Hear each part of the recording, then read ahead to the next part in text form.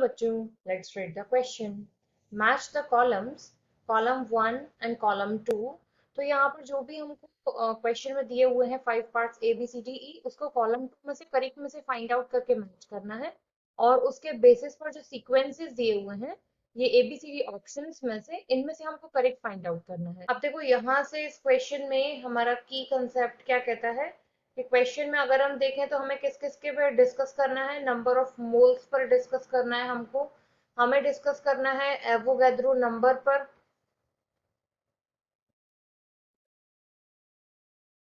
और साथ में हम लोग यहाँ बात करेंगे मोल्स को लेकर।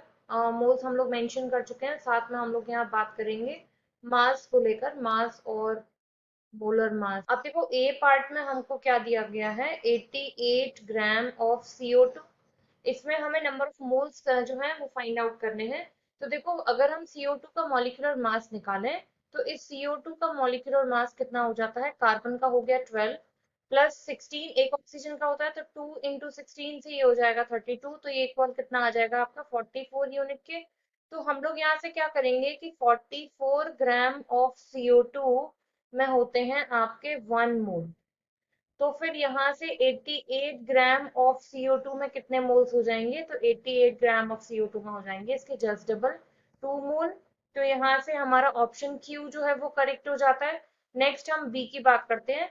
बी में हमसे कहा जा रहा है 6.02 इंटू 10⁻23 मॉलिक्यूल्स ऑफ H2O। तो देखो जाहिर सी बात है, डायरेक्ट डायरेक्ट दिख रहा है हमको एवोगैड्रो नंबर है, और हम लोग जानते हैं कि जो एवोगैड्रो नंबर है 6.022 इंटू 10⁻23 नंबर ऑफ मॉलिक्यूल्स, किसी भी एटम किसी भी मॉलिक्यूल के सीधे सीधे किसके इक्वल हो जाते हैं, 1 मोल के। तो ये डायरेक्टली 1 मोल के इक्वल हो जाएगा, ऑप्शन आर यहाँ से करेक्ट हो जाएगा।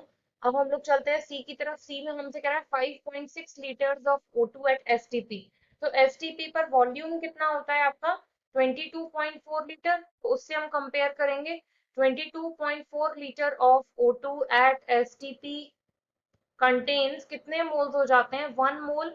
तो फिर हमसे क्वेश्चन में किसका बोला गया है, 5.6 लीटर्स में कितने होंगे, 5.6 litres of O2 will contain, इसमें कितने नंबर ऑफ मोल आ जाएंगे आपके, तो 1 डिवाइडेड बाय 22.4 मल्टीप्लाई बाय 5.6 से ये आपका यहाँ से कैलकुलेशन के बाद आ जाएगा 0.25 मोल। तो 0.25 मोल जो है ये आपका पी में है, तो ऑप्शन पी यहाँ से इसका करेक्ट हो जाएगा।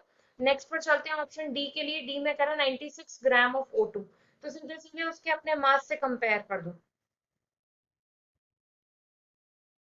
डी पार्ट में अगर 32 ग्राम ऑफ, यानी कि ऑक्सीजन का molar mass 32 gram of O2 किसके इक्वल होता है आपका, 1 मोल के।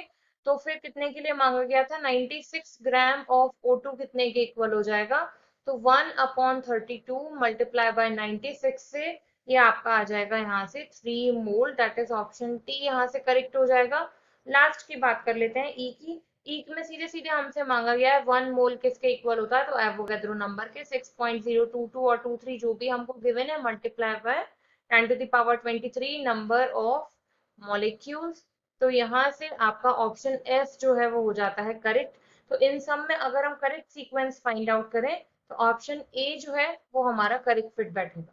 I hope you understood well, thank you.